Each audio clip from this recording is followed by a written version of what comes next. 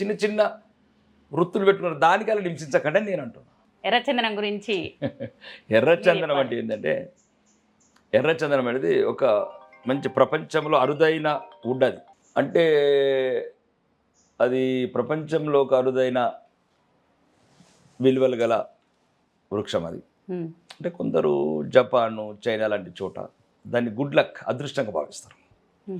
అదృష్టం భావిస్తారంటే వాడు భావన అది. నువ్వు వాడేందుకు భావిస్తాడు, వాడికి ఇష్టం అది. అంటే ఎవరి అభిప్రాయాలు వాళ్ళవి. జపాన్ ఇస్తే ఫీల్ గుడ్ లక్. కాబట్టి దానికి ఒక ఆటోమేటిక్ క్రేజ్ అయింది. ఒక వస్తువు ఉంటుంది. ఇప్పుడు నువ్వు పెయింట్ వేయు, నేను పెయింట్ వేస్తా, ఎంఎం% పెయింట్ వేస్తాను అనుకో, ఎంఎం% 10 కోట్లకు తీసుకుంటారు, మనం 10 రూపాయలకు కూడా తీసుకోడు. అదే రేవంత్ రెడ్డి వేసిండు అనుకో, అది మంచిగా లేకుండా తీసుకుంటారు, ₹1,00,000 ఏదైనా పని అవుతుందేమో అని. ఎర్రచందనం కూడా రాయలసీమలో, ఆంధ్రలో ఒక ప్రత్యేకమైన క్లైమేటు, నేలను బట్టి మంచి అక్కడ మంచి క్వాలిటీ గల వృక్ష సంపద ఉంటుంది. దాన్ని విదేశాలు ఎక్కువ ఇష్టపడతారు. వాళ్ళ హ్యాండీక్రాఫ్ట్స్, ఫర్నిచరు, కొద్దిగా మెడిసిన్లో వాడడం, దానివల్ల విలువ. దాన్ని మేము వాల్యూ యాడ్ చేసి విదేశాలకు ఎగుమతి చేస్తాం. మేము కొనడం కూడా రాష్ట్ర ప్రభుత్వము, ఆంధ్రప్రదేశ్ రాష్ట్ర ప్రభుత్వం కాదు, మిగతా రాష్ట్ర ప్రభుత్వాలు కూడా ఎక్కడెక్కడ వేరే రాష్ట్రాల్లో కూడా సీజ్ చేసింది, వాళ్ళు యాక్షన్ పెడతారు. కర్ణాటక కావచ్చు, కేరళ కావచ్చు, యూపీ కావచ్చు, గోవా కావచ్చు, ఇట్లా మహారాష్ట్ర కావచ్చు. అంటే అక్కడ నుండి మీరు తీసుకొని యాక్షన్ చేసి ఎక్స్పోర్ట్ చేస్తుంటారు. Everything is government. ప్రతి తోట కూడా గవర్నమెంట్, అది కూడా గ్లోబల్ ట్రైనర్స్ కాల్ఫర్ చేస్తారు. అంత ఎంఎస్టీసీ అని ఉంటుంది. ఎంఎస్టీసీ పోర్టల్ ద్వారా యాక్షన్ పెడతారు. ఎవరైనా పోవచ్చు, మీరు కూడా పోవచ్చు, క్యూన్యూస్ వాళ్ళు కూడా పోవచ్చు, టెండర్ వేయచ్చు, కావాలంటే తీసుకోవచ్చు. మీరు కూడా వ్యాపారం ఏమున్నది. ఇప్పుడు యూట్యూబ్ ఛానల్ మీరు ఒక్కరే కాదు, వందలాది మంది పెట్టారు. ఒకప్పుడు అంటే మయోం రామేశ్వరరావులో, రామోజీరావులకు సొంతమైన ఈ టెక్నాలజీ రోజు నేలకు వచ్చింది అంటే అది దేవుడి నిర్ణయం. అందరు అనుకున్నట్లు ఏదో ఒక రోజు, ఇప్పుడు అన్నది కూడా అది, రాజకీయాలు కూడా మారుతాయి.